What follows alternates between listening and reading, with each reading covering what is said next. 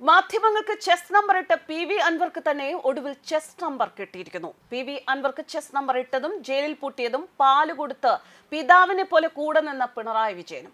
ഒരിക്കൽ തെറ്റുകളും ഗുണ്ടായുസവും എല്ലാം ചെയ്തും ചെയ്യിപ്പിച്ചും കേരള രാഷ്ട്രീയത്തിലെ വില്ലനും ഗുണ്ടയും ഒക്കെയായി മാറിയ PV അൻവർ ഇപ്പോൾ ജയിലിലാണ്. ഒരു രാത്രിയെങ്കിലും തറ ടിക്കറ്റ് എടുത്ത് സിമന്റ് തറയിൽ PV അൻവറെ എത്തിച്ചതാകട്ടെ സ്വന്തം കയ്യിലിരുപ്പും ആക്രമണവും. ഫോറസ്റ്റ് ഓഫീസ് തകർക്കുക മാത്രമല്ല പോലീസ് ഉദ്യോഗസ്ഥനെയും PV അൻവർ മർദ്ദിച്ചു. ഇങ്ങനെയൊക്കെ ചെയ്താൽ നടപടി ഉണ്ടാവില്ല എന്നും ഗുണ്ടായിസം ജയിക്കുമെന്നുമുള്ള തെറ്റായ ധാരണയാണ് ഇവിടെ തിരുത്തുന്നത്. മറ്റുള്ളവർക്ക് ജയിൽ പുള്ളികളുടെ ചെസ് നമ്പർ ഇട്ട PV അൻവറുടെ നെഞ്ചത്ത് തന്നെ ചെസ് നമ്പർ കയറിയപ്പോൾ വിതച്ചത് തന്നെ കൊയ്യുകയാണ് PV അൻവർ. നിലമ്പൂർ DFO ഓഫീസിന്റെ പൂട്ടടിച്ച് തകർത്ത് ഉള്ളിൽ കയറി ആക്രമണം നടത്തുകയായിരുന്നു PV അൻവർ MLA. പൊതുമുതൽ നശിപ്പിച്ചതിനും ഒരു DFO ഓഫീസ് തകർത്തതിനും PV അൻവറെ അറസ്റ്റ് ചെയ്യരുത് എന്ന് കേരളത്തിൽ ആർക്കും പറയാൻ അവകാശവുമില്ല. PV അൻവർ ഇതെല്ലാം ചെയ്യുന്നത് ആനശല്യം മൂലം വലയുന്ന കർഷകർക്ക് വേണ്ടി എന്ന് കരുതിയാൽ തെറ്റി. കാരണം PV അൻവർ CPM-ലായിരുന്ന സമയത്തും നിരവധി പേരെ ആന കൊന്നിട്ടുണ്ട്. നിരവധി പേരെ പന്നികളും കടവയും വയനാട്ടിലും മലപ്പുറത്തും കണ്ണൂരും ഒക്കെ കൊന്നിട്ടും ആക്രമിച്ചിട്ടുമുണ്ട്.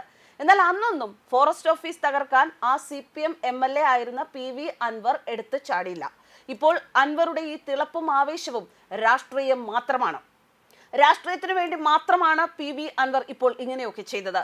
PV അൻവർ ഇപ്പോൾ CPM-ൽ ആയിരുന്നു എങ്കിൽ ഇങ്ങനെ ഫോറസ്റ്റ് ഓഫീസ് ചവിട്ടി പൊളിക്കലായിരുന്നു. എന്തായാലും ആക്രമം കാണിക്കുന്നവരെ മാതൃകാപരമായും നിയമപരമായും കൈകാര്യം ചെയ്യട്ടെ. നിയമം അതിന്റെ വഴിക്ക് പോകട്ടെ. പൊതുമുതൽ നശിപ്പിക്കൽ, പോലീസിന്റെ കൃത്യനിർവഹണം തടയൽ തുടങ്ങിയ വകുപ്പുകൾ ചുമത്തി PV അൻവർ MLA ഉൾപ്പെടെ കണ്ടാൽ അറിയുന്ന 11 പേർക്കെതിരെയാണ് കേസ്.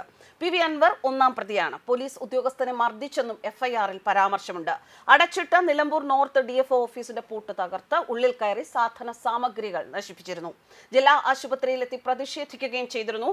തുടർന്നാണ് പോലീസിന്റെ നടപടി. PV അൻവർ ജയിലിലായപ്പോൾ കോൺഗ്രസിലെ K സുധാകരനും രമേശ് ചെന്നിത്തലയുമാണ് പ്രതിഷേധ പ്രസ്താവന ഇറക്കിയത്. കാരണം PV അൻവറെ കോൺഗ്രസിൽ എത്തിക്കുന്നതിൽ കോൺഗ്രസിലെ I ഗ്രൂപ്പ് നേതാക്കൾക്ക് പരമസമ്മതമാണ്. ഇതിന്റെ പിന്നിലും കോൺഗ്രസിലെ മുഖ്യമന്ത്രി പദത്തിനായുള്ള മത്സര രാഷ്ട്രീയമാണ്. നിലമ്പൂർ A ഗ്രൂപ്പ് വിഭാഗത്തിന്റെ പരമ്പരാഗത സീറ്റാണ്. നിലമ്പൂരിൽ PV അൻവറെ മത്സരിപ്പിച്ച് ജയിപ്പിച്ചാൽ തനിക്ക് മുഖ്യമന്ത്രിയാകാൻ ഒരു MLA കൂടി കയ്യിലിരിക്കും എന്ന രമേശ് ചെന്നിത്തലയുടെ ബുദ്ധിയാണ് PV അൻവറെ പിന്തുണയ്ക്കുന്നതിന്റെ പിന്നിൽ. നിലമ്പൂരിലെ A വിഭാഗത്തിന്റെ സീറ്റ് എടുത്ത് PV അൻവർക്ക് നൽകി ഒരു A ഗ്രൂപ്പ് MLA ജയിക്കുന്നത് ഒഴിവാക്കാനും ചെന്നിത്തലയുടെ രാഷ്ട്രീയം സൂചിപ്പിക്കുന്നു.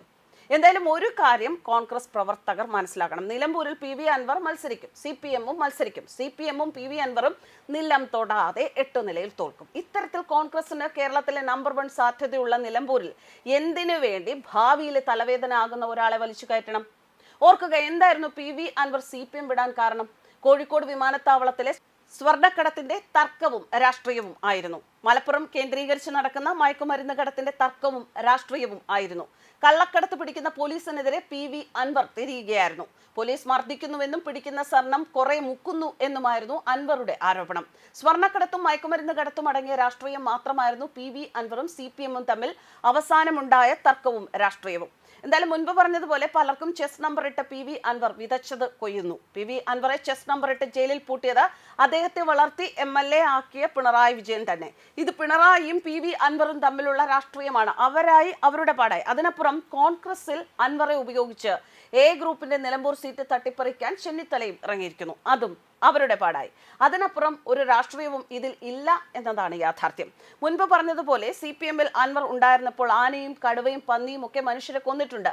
അന്നില്ലാത്ത വികാരം PV അൻവർക്ക് ഇപ്പോൾ ഉണ്ടായതിനു പിന്നിലും രാഷ്ട്രീയം തന്നെയാണ്. News desk കർമാൻസ്.